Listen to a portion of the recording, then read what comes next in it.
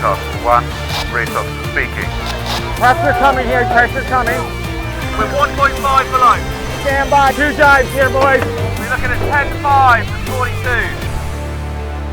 Hi everyone, and thanks for joining me. It's really great to know that people are listening and enjoying the podcast.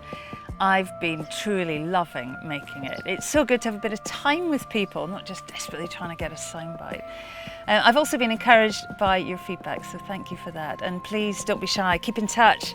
We're keen to know what you think. I'm sitting on the promenade just up from the Royal Yacht Squadron in Cowes, where I live, watching all the action on the Solent. There's container ships, cruise ships, yachts, ferries. Never a dull moment. It seems to get busier and busier. And I'm sitting on the beach talking to myself, I guess, a bit like a crazy lady. But where I am, I can actually almost see where I interviewed our next guest. At the RWA headquarters, it's just across the Solent, up the Hamble River. He's a British double Olympic medalist in different classes. He's been an America's Cup skipper with all the stress that brings. I think that may have been when his hair finally fell out. He's also a winning Volvo Ocean Race skipper and is now charged with shaping British sailing into the future and delivering medals for the most successful Olympic sailing nation of the modern era. I have to fess up though, Ian Walker means a lot to me. I've raced with him, been in 2 Olympic teams with him. He also coached my youngling team to gold at the Athens Games. I know personally what he brings to any campaign. His extraordinary work ethic. Trust me, it's sometimes quite exhausting to be around. His sensible, no-nonsense decision-making. His overriding fairness. As you will hear, he's a strange mix of confidence, fierce intelligence, and yet is wildly self-deprecating. I hope you find him as fascinating as I do. Here is the hour I spent with Ian Walker. The bottom line was, unless we raised some money, we weren't going to be able to afford to do any of it. Some of the antics we got up to, I think we'd be throwing the sailors straight off the team if that happened these days. It was like a war zone. I'll never forget that. Well, Ian, many thanks for joining me on the podcast. It's great to catch up, and we've an awful lot to talk about. This could be the longest podcast on record. We're here at your work in the office at the RWA, and a desk-bound Ian Walker. It's taken a while for me to get my head round. I mean, there's always just been a boat or a race team or an impending start line, from super yachts to Olympic dinghies, and quite literally probably everything in between. How are you adjusting to this very different life? Well, I might be desk-bound, but I'm flying to Palma tomorrow to watch the Princess Sophia regatta. But yeah, it's a different world, and many people have said to me, do you miss the sailing? And obviously, I'm still massively involved in the sport. In fact, I'm sailing more myself for fun in a dinghy and supporting my daughter who's starting out on a similar journey. So it's not like I'm not in and around the sport. I'm buried in it, but I guess I'm not getting on a plane and flying to St Bart's where most of my peers would probably be this week. For me it's about a new challenge. I think I just felt I was stagnating. When America's Cup's great because you got a goal, you got something to work towards a team, and the Volvo Ocean Race the same. Olympic programs are the same, but I just wasn't satisfied doing professional keelboat sailing. Don't get me wrong, most people would kill to have the chance. It's a very privileged lifestyle. I sailed on some of the best programs, the best boats, the best owners, the best sailors, and it was great. One thing, it was jetting off to these beautiful places all over the world, but was I developing? Was I learning? Maybe I wasn't pushing myself enough, I don't know. Now it's a different world, but I feel like I'm on the start of a whole new adventure. I remember I was with you, we were doing the Caribbean super yacht circuit when this job was advertised. And I don't think certainly not for a long time, had I seen you so excited about something. I mean, you talked about literally nothing else for the 2 weeks. We were in the most stunning locations in the Caribbean. What was it about this job that you felt, that's for me, I want that? I think it sort of connected everything I've learned, whether it be professional sailing or management of people, working in a team, running the business side of the campaigns with where I started out, and just the fact that I fell in love with the sport as an 8-year-old boy. And I think the sport has some real challenges at the moment, and I love the fact that I can maybe have an influence over the direction of the sport, and hopefully positively support not just the performance end, because I guess I'm the performance director.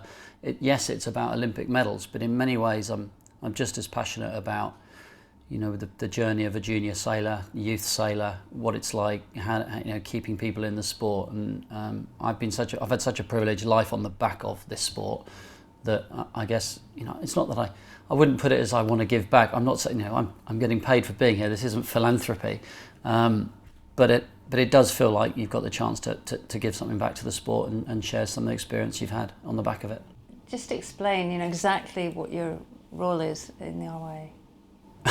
Well, I've been here 16 months. I'm still trying to work that out. I mean, I describe it to people that I've kind of got two hats. First and foremost, I'm the performance director for our world-class program. So essentially the Olympic team winning medals and the pathway that feeds that from predominantly youth, but also extending down into junior. So the medal factory, if you want to use those words. And Britain is the most successful nation. It's had incredible success over the last 20 years since the advent of UK sport funding through the National Lottery. But it's getting ever harder to win those medals. Other countries are catching up, emulating what we've been doing. Some of them are also well resourced now. And so that's a real challenge trying to evolve that system. So that's one hat that I wear.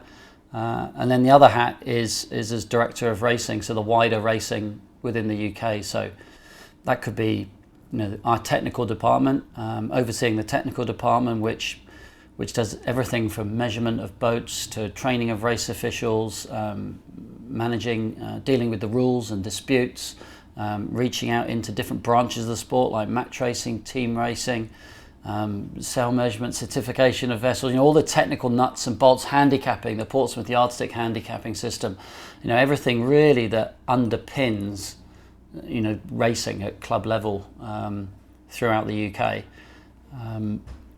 And so that's a very different side of, obviously, to the performance side, and probably something that I underestimated before I started, particularly the volunteering side. I now understand just how many people volunteer and how much work goes into making these events that I've just taken for granted for the last 25 years, actually what goes in behind the scenes to make them happen. One thing I do know about you, Ian, is you're a very good and clear decision maker. You make a decision, and in a race team generally, it's actioned, it happens. What does that flow look like in this kind of environment, and how have you found that? Well, I'm not making all the decisions, far from it. I mean, we have a culture here in the RWA where we try and encourage everybody to lead in their own area. So, I have a team of managers who work for me and with me, and essentially I can't do anything without them.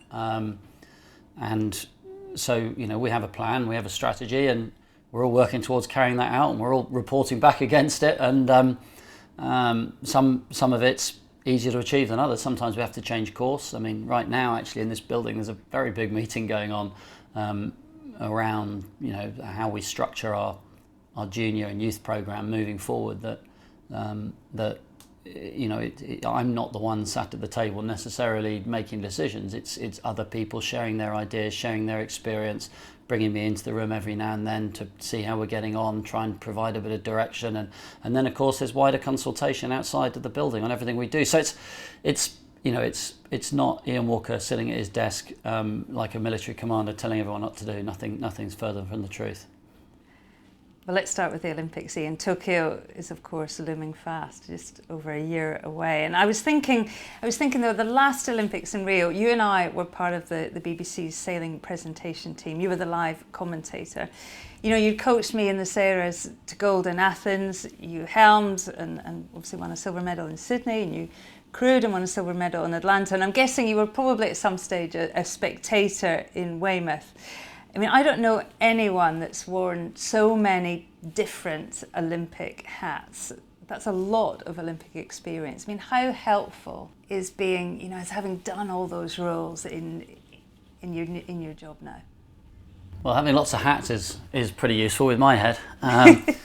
But I think when we went to Rio, it made me realise actually is how you quickly get out of date, and I think experiences from '96 and 2000, how relevant are they really to today? I think technical on the water side probably not that relevant, but the bigger picture doesn't change, and trying to help people prioritise their time, much as we did with your program. It's very easy to get lost, especially if you have resources and different opportunities. You've got choices to make, and so I think on that side I can still add some value. But when I go and watch a 470 race now, it doesn't look much like a 470 race when I used to do it. The pumping rules have changed, the physicality has changed hugely. There are different priorities for being a top world-class 470 sailor now. But I think it does help me see the bigger picture, and it helps me see things from a different angle. It's interesting to have been there as a coach and as a competitor and on the media side. All of that is really useful experience. And I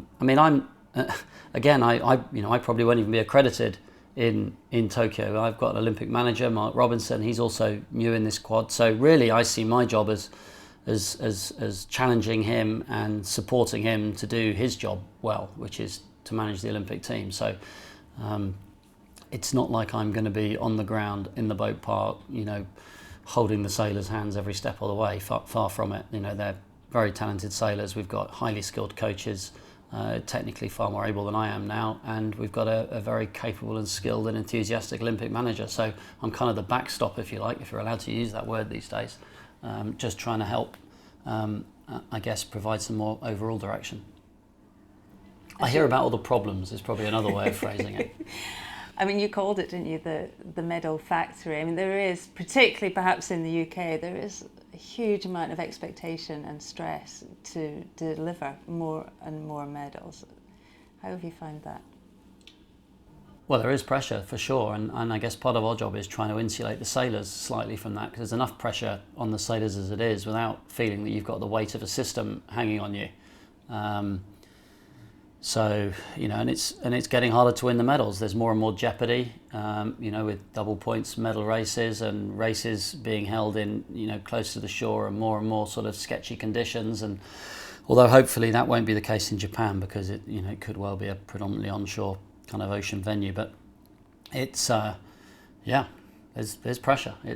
But fortunately, I guess I've kind of grown up with pressure, be it in sailing in the Olympics myself, or the Volvo, or the America's Cup. In my Olympic campaign scene, when I think back, there are some people that that have always been part of those memories. And if we go back, Ian, to your first Olympics in '96 in Atlanta, I've got some great photos of us back then, both with perhaps questionable hair. It's probably an improvement being bald. It was such a different landscape, wasn't it, back then?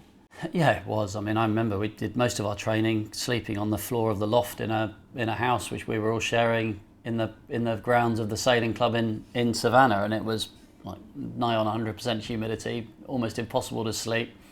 And I think some of the antics we got up to, I think we'd be throwing the sailors straight off the team if that happened these days. So times have changed. But we had some good sailors back then. There's still some.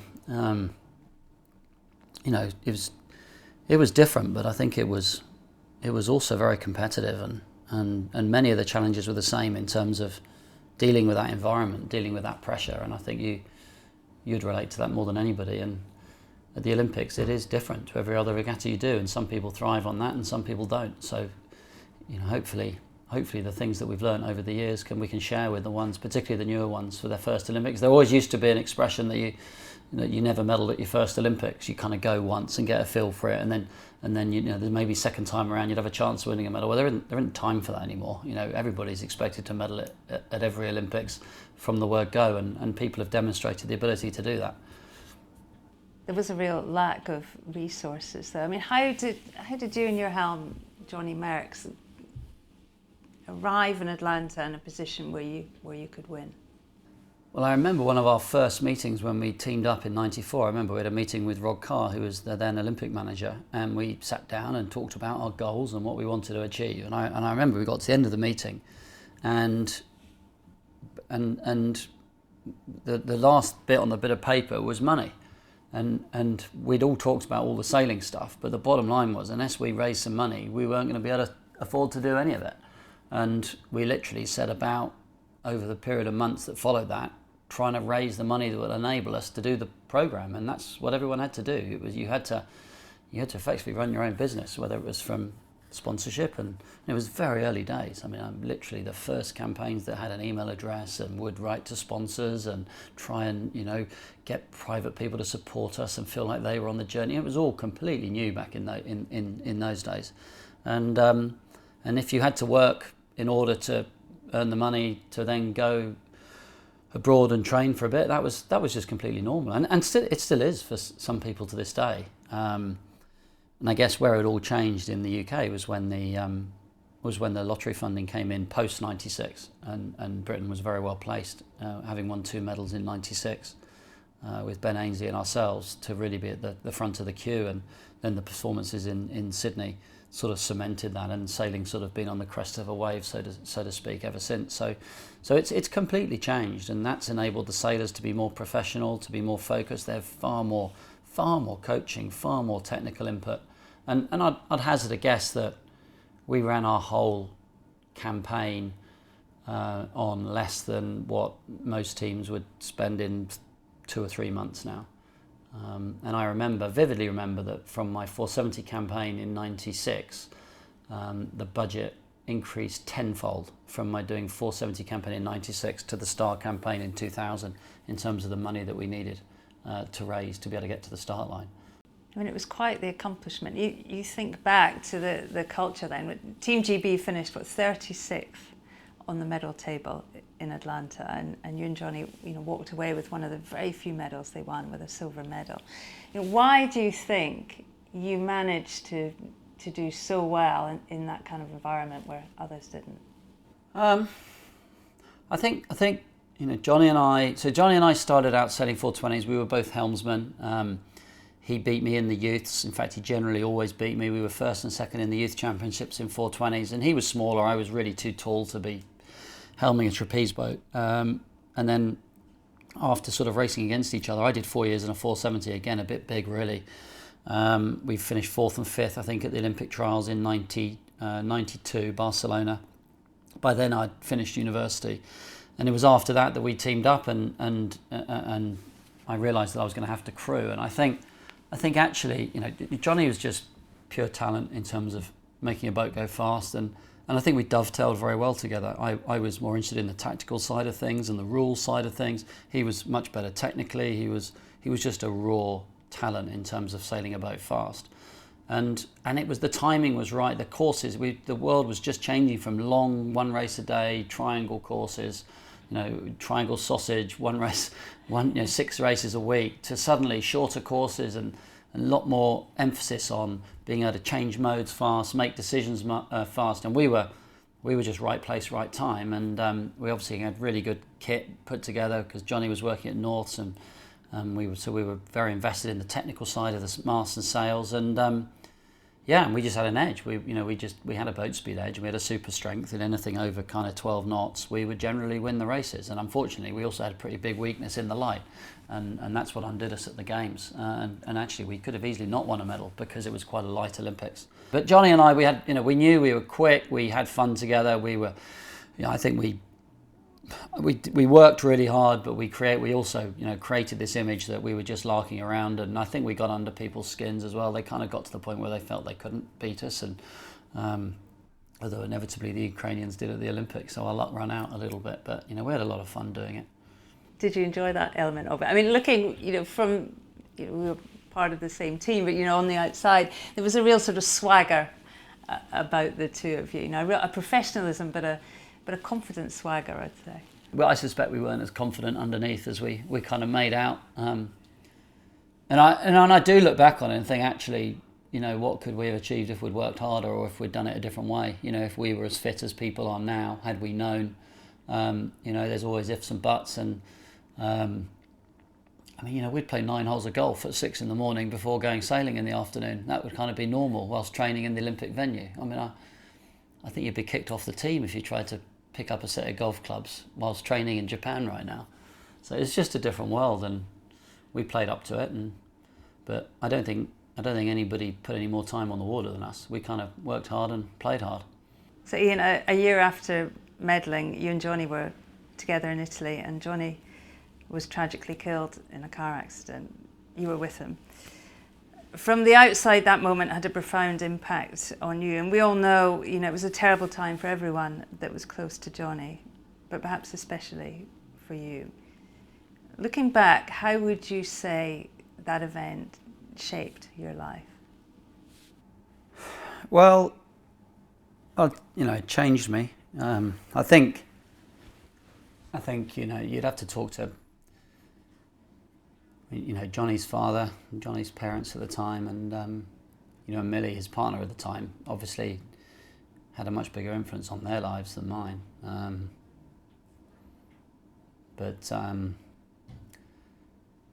I guess it changed your perspectives. Don't you? You grow up fast. I think I felt a bit of responsibility to Johnny after that, because I was getting all these opportunities that he didn't have. So I don't know if it made me more serious, more intense, I'm not sure, but it was just a real mess. The whole thing was a mess, really. It was an accident, pure and simple. Shouldn't have happened. We were being driven to a restaurant by the sponsors. It wasn't like we were considering all the mad things that we'd done in our lives. This was probably the most sensible thing we'd ever done, which was we'd won 2 races that day at the Melges 24 Europeans, and we were being driven to dinner to celebrate. And 6-7 o'clock in the evening in Italy, in Puntala, and the driver lost control of the vehicle, probably doing 30 or 40 miles an hour. So compared to things we've done in the Volvo Ocean Race and other antics, it was nothing.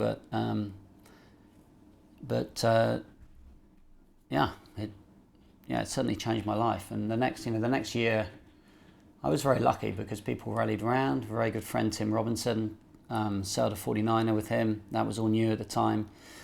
The British sailing team in the RWA were very supportive, as was all my friends and family. And we just, ironically, it was the next tragedy when Glyn passed away in the '98 Hobart race that actually sort of gave me a new lease of life. And it was then coming together and supporting Mark and sailing with Mark that actually, I think probably only then did I get over it, if I have.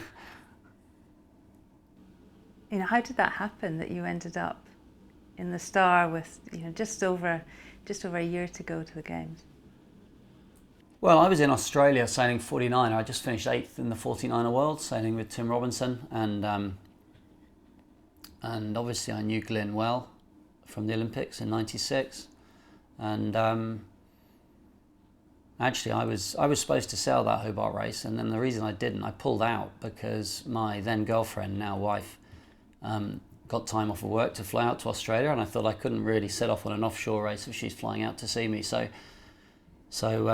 I actually pulled out of the race, and she and I were driving, ironically, to Melbourne from Sydney. I wanted to go.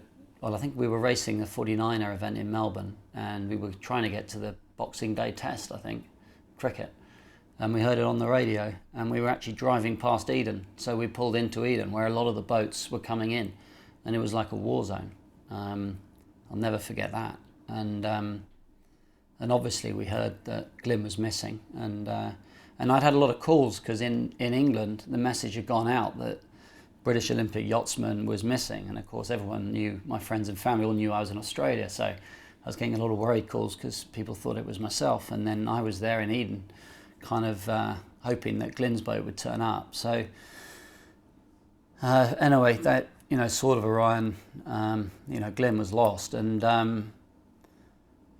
then we flew to Hobart to see the service when the boat came in, and then we got really drunk. we got really drunk. I met Mark. Mark was there. Mark had flown out from Mark Cavell flown out from England, and we were in Hobart. And I kind of jokingly said, I think I said, I was trying to support him. I said, look, I've been through this. I've lost my helm. Maybe I can help you. And we were just kind of talking, and one thing led to another. And I jokingly said, well, maybe I should sail the Star with you. And then didn't really, everyone, we kind of laughed at it and moved on. And there's lots of people around. And after that, I did my 49er sailing, flew home. And as I was flying home, I thought to myself, I sat on the plane, I thought, that's not such a daft idea. And so when I landed in England, we phoned Rod Carr, who's kind of always been my mentor, and I said to Rod, no, I've got this crazy idea, what do you think?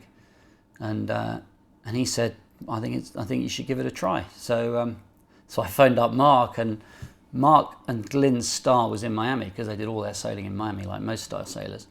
And I think the Bacardi Cup is the second or third week in February, I think it was, and by now we're the middle of January. And Mark was kind of really reticent. He was kind of a little bit in the old school kind of, well, you never sailed a Star before, it'll take you 5 years to learn how to do it. But he was, to be fair to him, he said, why don't you give it a go? So we agreed, we'd fly out to Miami and he'd teach me how to sail the Star, and then we'd go sailing. And then after that, we'd sit down and decide whether we were wasting our time. And we finished 16th in the Bacardi Cup out of 120 boats or something. Didn't break the mast, probably more importantly. And we decided to keep going, and we did. And then I think we finished 8th in the world that May, and then 5th in the world, and we were kind of ranked 2nd in the world going into the game. So it was a bit of a whirlwind. I mean, I think the entire journey was 18 months in a Star boat, from first sitting in it in Miami to winning the medal in Sydney, and then I don't think I've stepped foot in one since. I mean, it is an amazing achievement. I mean, everyone says how complicated they are. Just as you say, you have to sail them for 5 years. They're so intricate and technical and difficult. I mean, it's a real testament, I guess, to your versatility that you could get in and get on with it. It is staggering when I look back on it. I'm not quite sure how we did it. It was also a bit of a timing thing. I mean, we were really lucky that the weight rule then was 200 kilos, because I was only 75 kilos. I was a 49er or 470 sailor, really. And it was just before the era when you started getting all the really tall, fit helmsmen coming into it, and the weight rule changed. So it was like it's just this unique opportunity, and we seized the opportunity in Sydney, and we were 1 point from gold. I mean, we very nearly won it.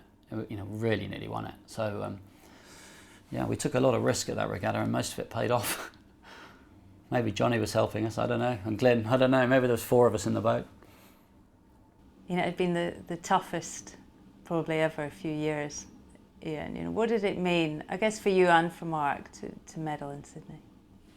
Well, it was huge because of what I just said. It did feel like there was 4 of us in that boat. Mark was doing it for Glyn, I was doing it for John, we were both doing it for each other. It was full of emotion. I mean, I think it was the Hollywood script. Had we been 1 point less and won the gold medal, that was your Hollywood story right there.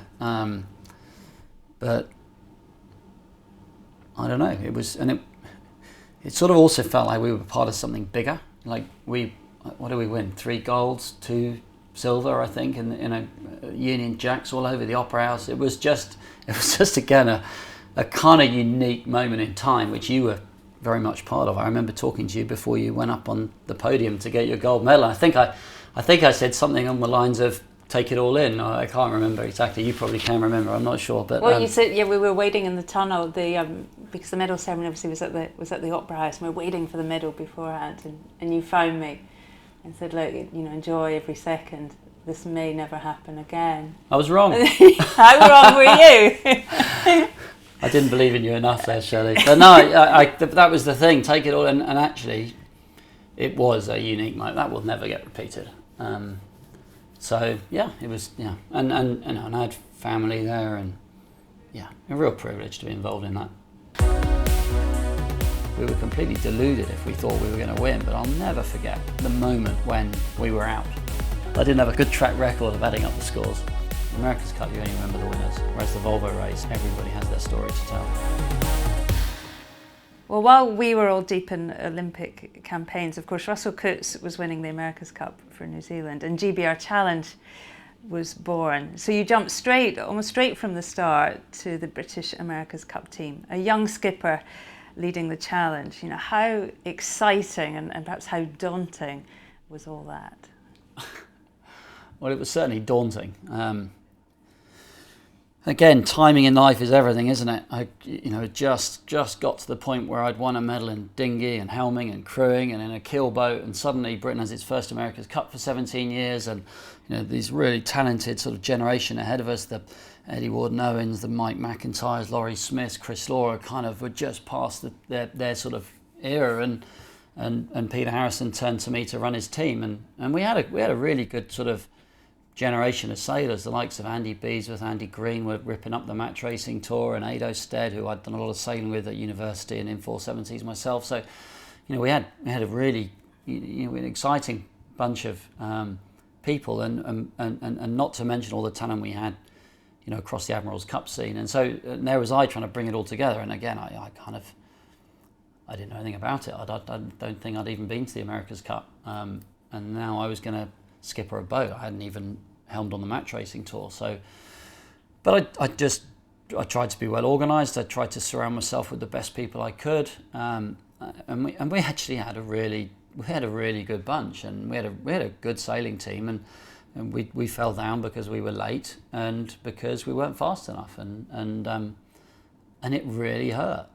I remember the day we were knocked out in Auckland, and so much energy had gone into that. I remember Tim, my mate, who I said the 49ers, he flew down to see me in Auckland. He took one look at me and said, "What's happened to you?" I'd lost all my hair. I'd lost about 10 kilos. I was burning the candle at both ends, just giving everything, as was everybody else. And yeah, we were completely deluded if we thought we were going to win. But I'll never forget the moment when we were out and the feeling of responsibility and disappointment.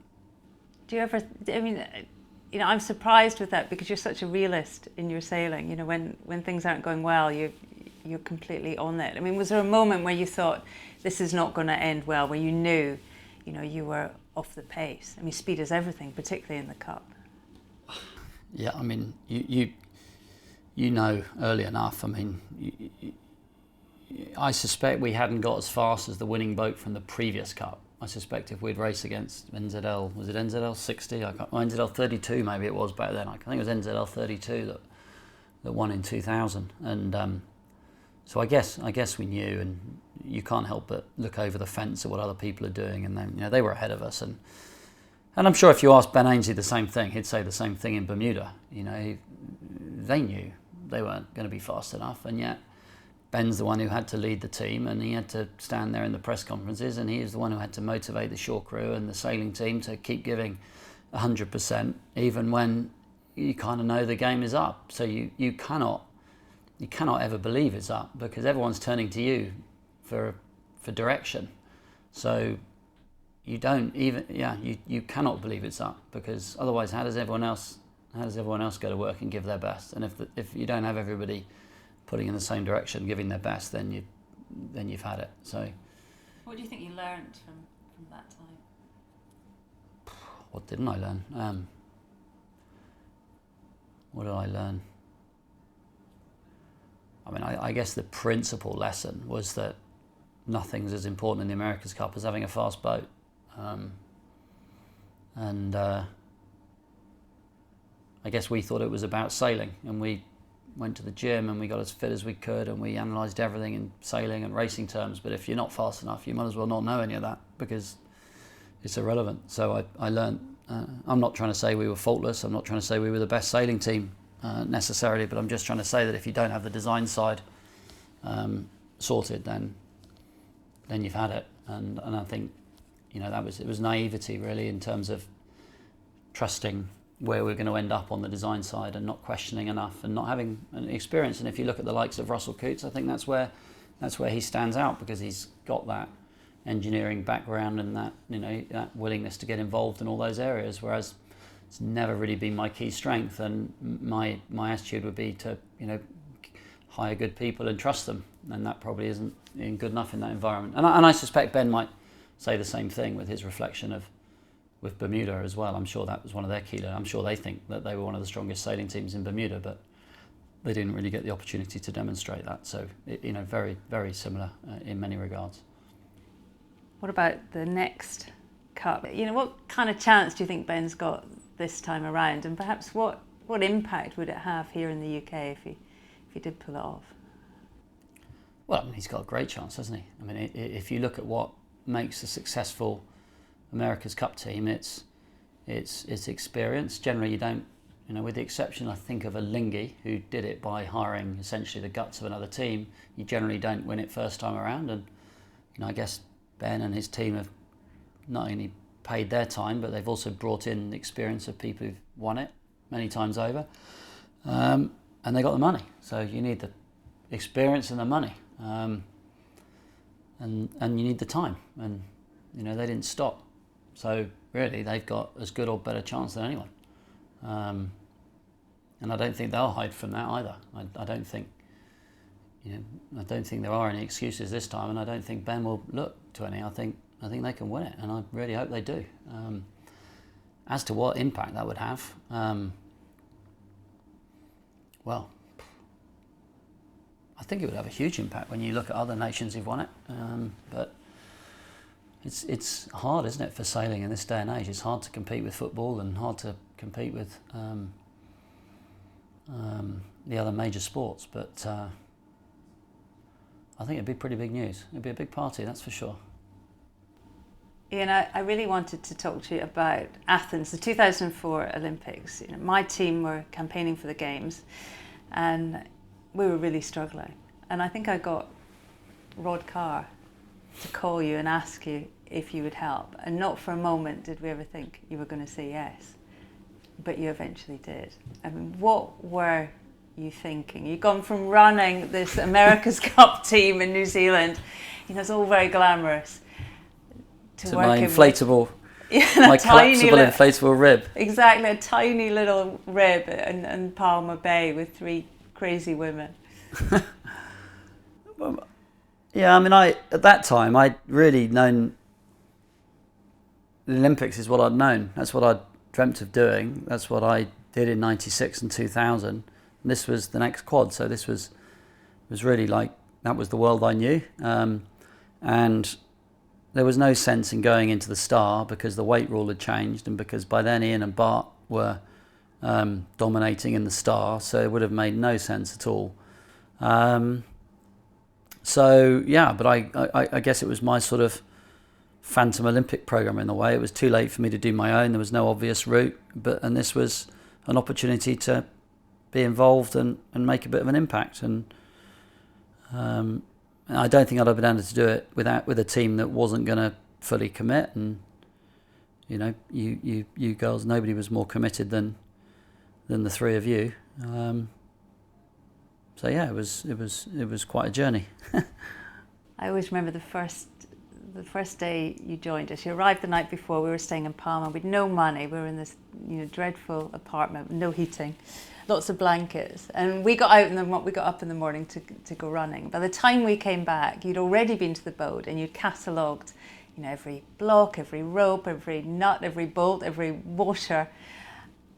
We hadn't even had breakfast yet. And I sort of knew at that moment that even although we had, just over a year to go, that actually we could achieve a lot. I was wondering, when you look back, what are your memories of those games?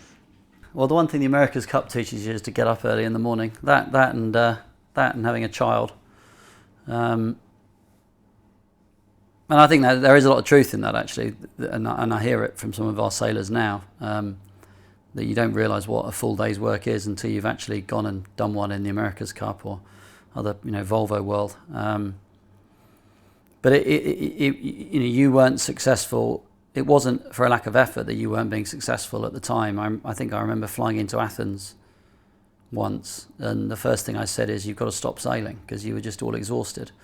And you had particular challenges around the 3 of you in the boat, and you very much being the leader, and the 2 Sarahs being the sort of more junior partners. You were taking the responsibility of funding it. You were the reigning gold medalist, the senior partner, and therefore that creates a bit of an imbalance in terms of power. And 3's a tricky number, So I think having a fourth person, whoever it is, just helps balance that out a little bit. Maybe questions you a little bit, and also offers a bit of support to the other members of the team. So I think it helped in that regard. We called in help, didn't we, when we needed it in other technical areas, which maybe wasn't our strength. And then you got a super strength, which was sailing downwind, and I mean that's my lasting memories of you passing boats downwind and getting good starts. And generally, if you do that at the Olympics, you end up pretty near the front of the leaderboard. I mean, I think did you win with 2 races to spare, or one or 2 races to spare? So fortunately, I didn't have too many nervous moments, other than adding the points up before telling you you'd won. I remember that being nerve-wracking. We didn't know. I remember looking at you, catching your eye in the rib, because we weren't sure and we're trying to do the arithmetic in our head, and looking for affirmation that we'd actually done it. And you can imagine, stressful moment. Bearing in mind that we'd lost the 470 Worlds because we didn't do the last race thinking that we'd won in 96. So, and then finding out that we hadn't. I didn't have a good track record of adding up the scores. I guess what I remember is the intensity you brought to it. You know, even during the Olympic Games, I remember they kept all the coaches in a sort of pen behind the start line, and I'd look over and I could see you just driving back and forward like you're pacing the room. Yeah, like when I'm on my phone now.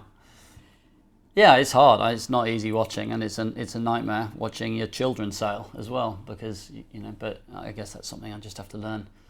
But I mean, the thing I remember about you is your intensity. So it's funny you say the same thing about me. But I felt that you were all intense. But it was, I think what we learned was applying the intensity to the right areas rather than just doing lots of everything. Well, Ian, we saw that unwavering drive with the Volvo campaigns. You know, when did you decide that the Volvo Ocean Race was going to be your next big thing? It was an accident, really. I didn't really mean to do it. I mean, Jamie, who we both know well, was my business partner at the time, and he and I were running a sailing program for TP52 for Eamon Keneally out of Galway, the west coast of Ireland, and Volvo were looking for cities to bid for stopovers, and it was Jamie's idea to see if Galway would bid to host the Volvo stopover, and that's how it started. And it was a business venture. I had no intention of sailing the Volvo Ocean Race. That was for roughy, tufty people like Neil MacDonald and Stu Ballantyne and people who are the sort of legendary offshore sailors. And then lo and behold, we got the Irish government on board and we raised the money, and Volvo agreed to come to Galway as a stopover, and part of it was having a boat in the race, and we needed to raise some money for that and set about building a team. That was fine. I was happy to manage that and took on that responsibility. But then we never, Ireland imploded in the crash 2007. There was no money around. We'd started building a boat. We couldn't hire a team because we didn't have the money to hire a skipper and to put the team together. I remember phoning up Chris Nicholson and asking him if he'd do it, and quite rightly he said, well, what's the budget? And I sort of said, well, we don't know yet because I'm working on it. And he said, well, call me back when you know what the budget is. So we got to the point where we couldn't raise a budget without having a team. We didn't have a team without a budget, and in the end I phoned Jamie up and I said, look, why don't I do it?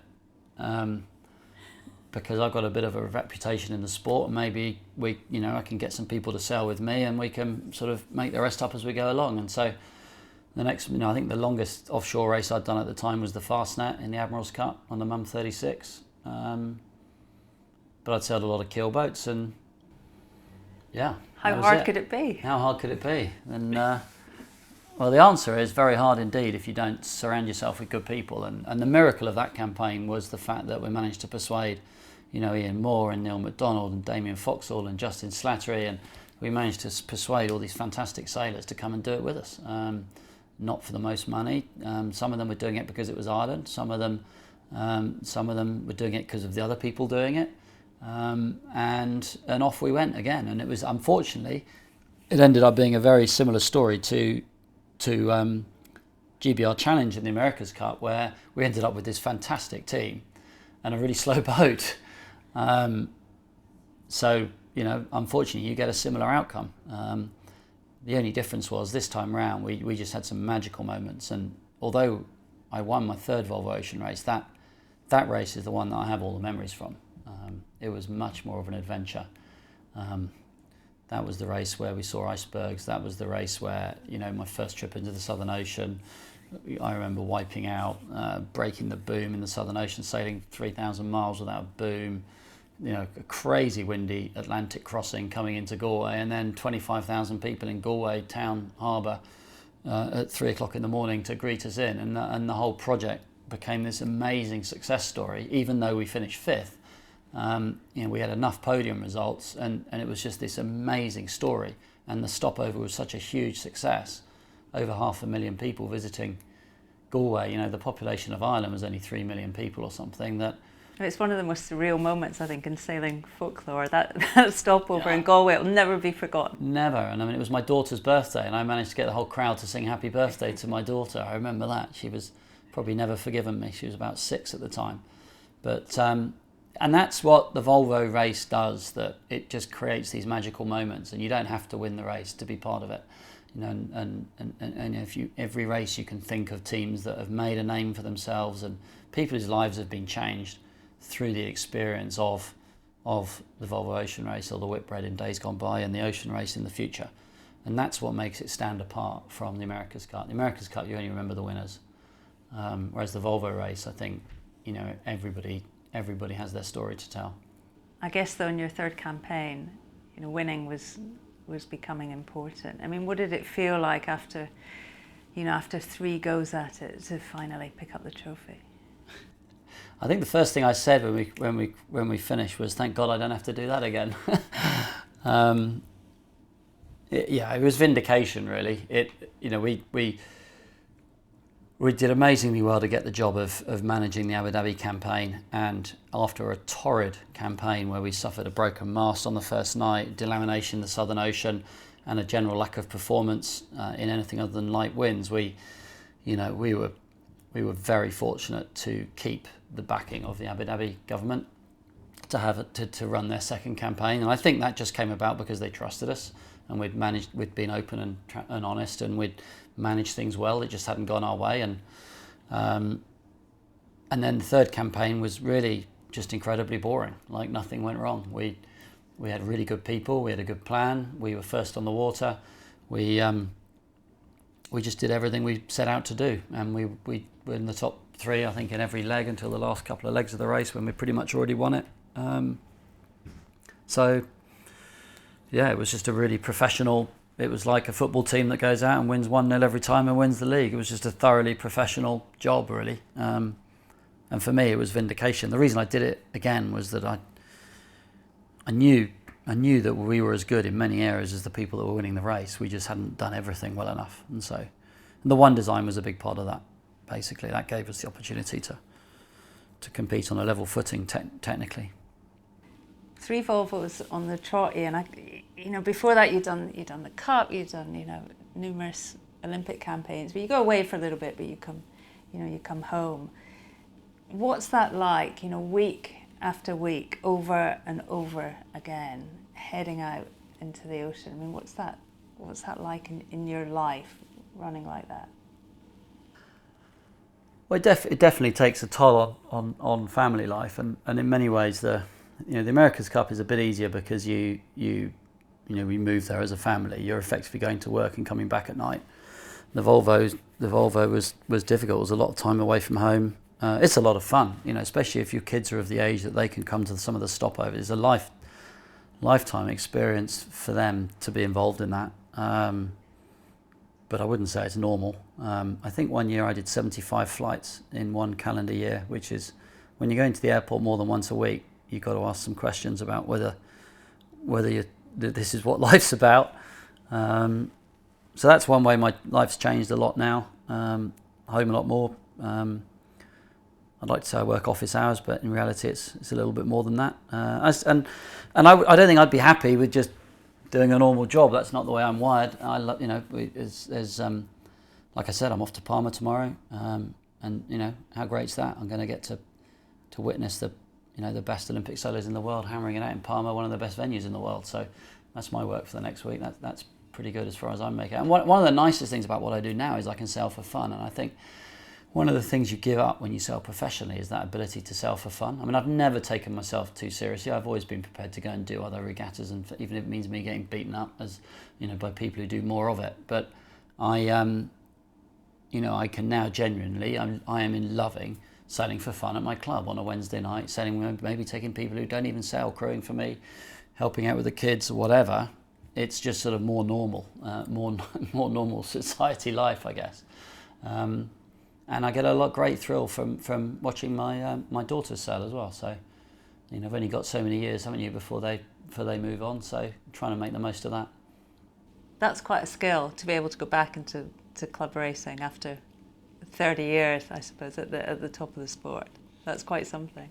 Yeah, I don't know if you managed it. I mean, I don't manage it very well because unfortunately the competitive instinct never dies. You still want to win, and it's kind of you've got to try and hold that back. So I went out and bought the oldest RS 400 I could possibly find, so that I had every excuse not to take it seriously. And like I say, I take different people sailing with me, and I try and do it for different reasons. Having said that, I can't stop myself from trying to win every time we pull the sails up. But maybe I'll learn in due course. Here's a question for you. I mean, at the end of the last Volvo, much was made in the media about, you know, the Triple Crown. Obviously, there was some of the America's Cup and Olympic champions had the potential to also win the Volvo Ocean Race. What do you think when you look at those different challenges? You know, what is the hardest to achieve? Well, I think the one that needs the most sailing skill is the Olympics, because that's the purest challenge of all.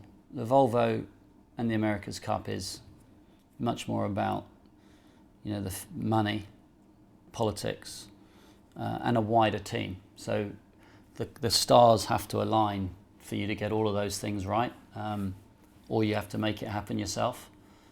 I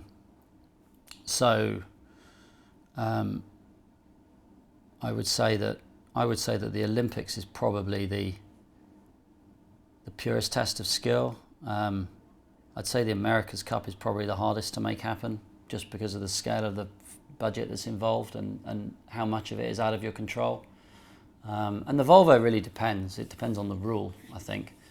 The Volvo is probably historically not that hard to win if you've got the biggest budget and you start first, and if you can recruit all the best people and the best designers and whatever else, then it's probably not that hard to win in many regards. I think ours was an interesting era because it was one design, so you negated that ability to kind of pre-win the race, if you like.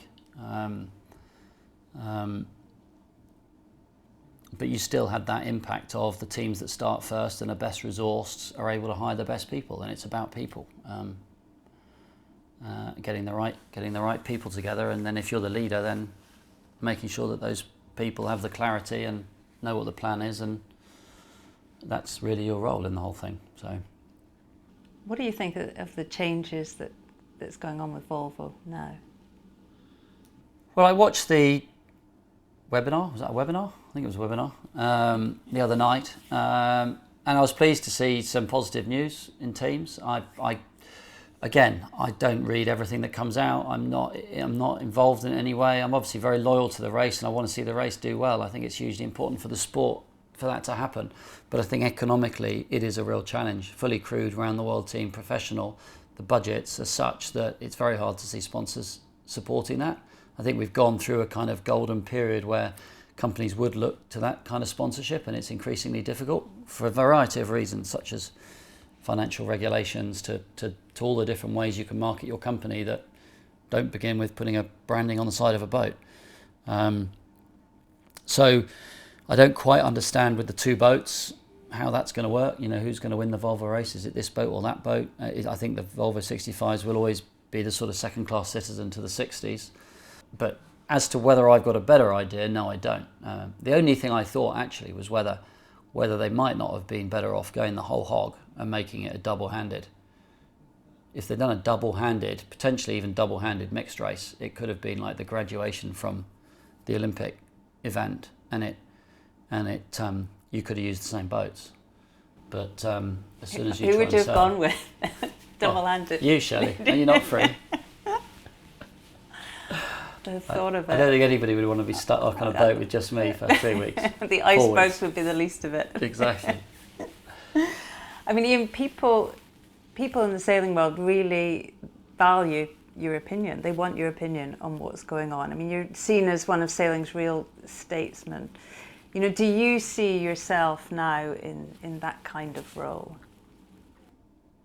I think it certainly within the UK. I think it comes with the job, and I think it also, you know, I have a responsibility to the wider sport, because you start to get involved with things like World Sailing Conferences and committees, and you know, people have to put in order to run the sport and, you know, help make decisions. So I think it, you know, I guess it's an inevitable trajectory, which is exciting in a way because you might be able to influence things. But you know, it's right now is probably the biggest challenge I'd say the sport's ever faced, and I think it's not all as a result of the sport's own doing. You know, society is changing so fast. You know, we are not the only sport that's kind of tearing itself apart looking for its identity. You know, look at what's happening in other sports like cricket, even rugby. I read about yesterday, they've got some sort of 2020 version of rugby. You know, if football's torn apart with VAR and what the technology effect on that, and we have to face the facts that participation in sailing is declining, and it's declined massively in the 25 years since I've been involved in it. Clubs are struggling, fewer people are racing. It's sort of leveled off a bit now, but what is it going to look like in 20 years' time? It's no good just arguing about which boats are at the Olympics. That's not the real debate. The real debate is how do we get people to want to go sailing, and that involves making the sport more inclusive and making it more accessible and making it cheaper. And unfortunately, that never happens. You know, the professional side of it generally drives the costs up and up and up, and we're all guilty of that. We're all part of that. You're part of it in terms of, you know, you drove the standards up in Europe sailing and in England sailing such that it took it out of reach of a lot of people to be successful, as have I in boats that I've sailed, and Ben and whoever else you name who's been successful, because that's the way we're wired. And unfortunately, the higher the standard and the higher the cost, the less accessible it is. And that's a real problem, because you can't undo that learning. Once you've learned that it pays to be really fit, sail 5 days a week, 6 days a week, have coaching support, use data analysis, whatever it is, you can't suddenly go, oh, I know, let's just not do that, because then it's going to be more accessible for everyone. So the only thing you can do is regulate against it. And as soon as you try and regulate against things, you just create even more expense, because there'll be ways of getting around the rule that cost even more money than if you'd done it before the rule was written historically. So it's human nature, it's mankind's desire to make things better. I mean, look at the America's Cup boats now, they're absolutely extraordinary. But what's that got to do with somebody who learns to sail in a topper at Warsash Sailing Club? You know, they must not even think of it as the same sport. So it's a real challenging time. And how much do you think the sport really needs a firm hand at the moment? Well, I think there's areas where, well, I think any business always needs strong leadership. Doesn't matter what you're doing. And I think the more challenging time that you're going through, the stronger leadership and the more clarity about what you're trying to achieve you need. Anybody can lead when, you know, a business, when sales are going up and everything's booming. It's who can turn things around when you're faced with a challenge. So you always need a strong leader, and you need that even more right now.